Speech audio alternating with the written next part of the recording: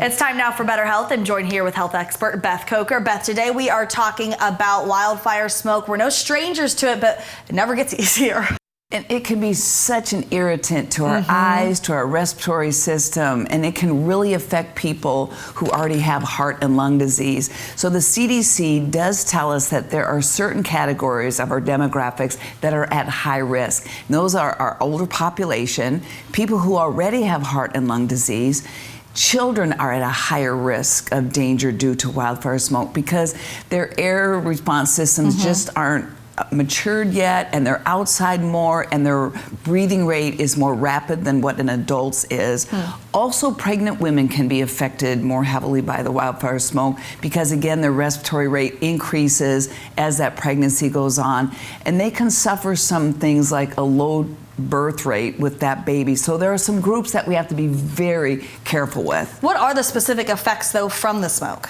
It can really affect the lungs, and that your exchange of healthy oxygen at the lung alveoli level are affecting the heart and lungs, putting more undue pressure and just force on the lung system. So some of the precautions that we need to take is check the AQI, the air quality index.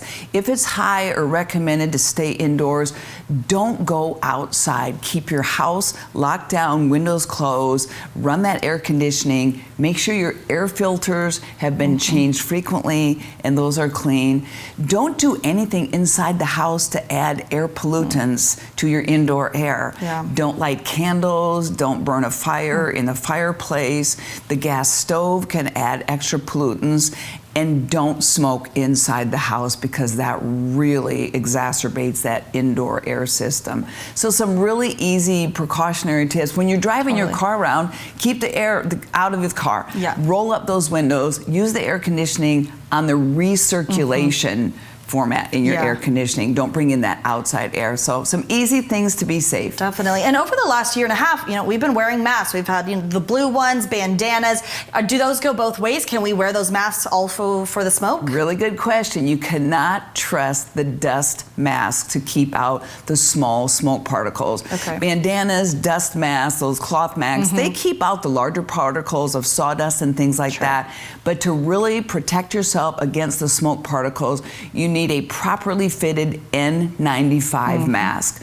So if you are at that high risk category, get an N95 mask on before you go outside or stay indoors and stay safe. Limit your time outdoors, definitely. Beth, thank you so much. We'll be right back.